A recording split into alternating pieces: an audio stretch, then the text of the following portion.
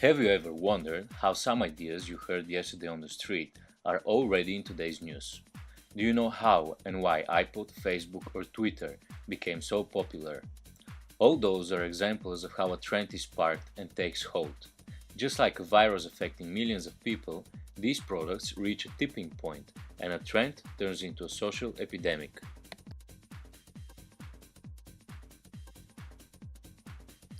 In this video, we will try to explain you how to market a new idea, product or service using communication channels and methods that are beyond the orthodox marketing theory in order to achieve exponential popularity in a world of information clutter and social diversity, and doing all this in a cost-efficient way.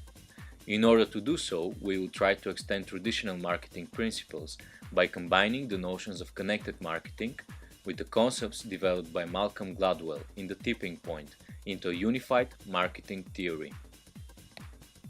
For cultural technologists, successful marketing campaigns begin on the supply side of the market, creating a technology push effect.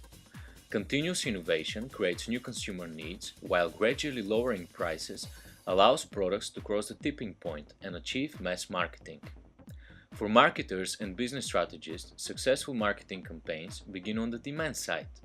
They simply examine the needs of consumers and tailor their products and services to match them, creating a demand pool.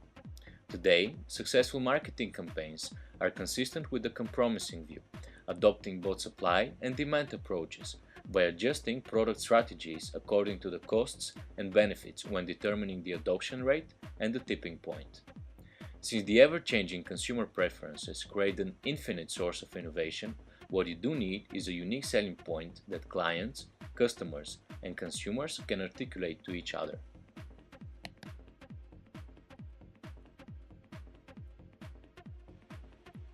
The traditional approach to product positioning and segmentation is to identify a certain target group to whom the product features might appeal to, and then to bombard it with information using uniform mass communication channels. What the latest research shows is that ideas and information spread in a certain repetitive patterns following a chain of events and people.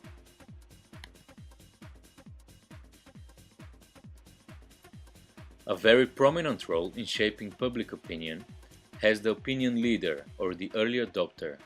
This is a person who is a combination of three personality archetypes: connector, maven, and salesman. There is a new breed of research called the seeding trials that takes only on those leaders with the goal to create goodwill, loyalty, and advocacy by putting the product or service in their hands and giving them a say in how it is marketed.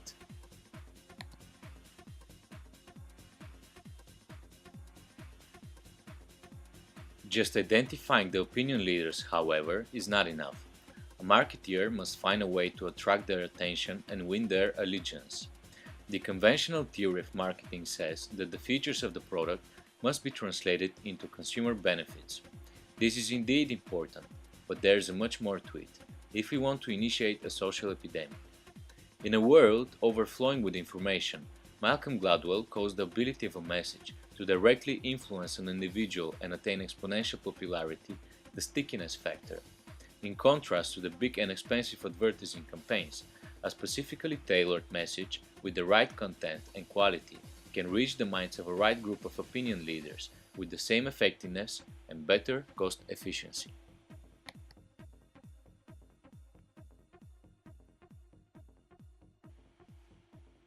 Identifying opinion leaders and tailoring the right message are actions that fully depend on the marketer's efforts.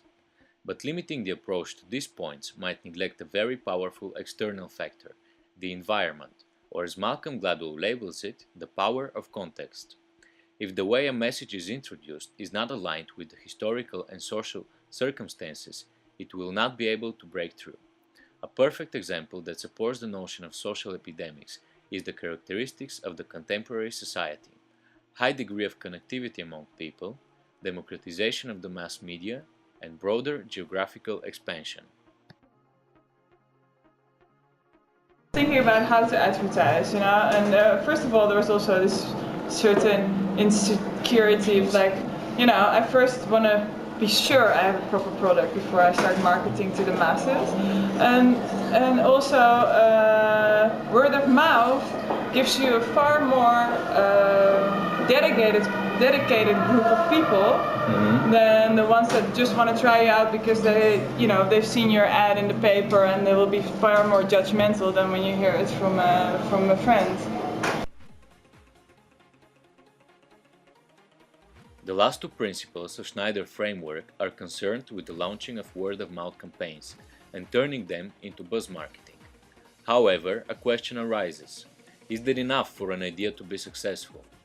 Nowadays, a marketer needs to embrace the new order by developing internal and external connected marketing strategies that integrate new and traditional marketing techniques and media in innovative ways.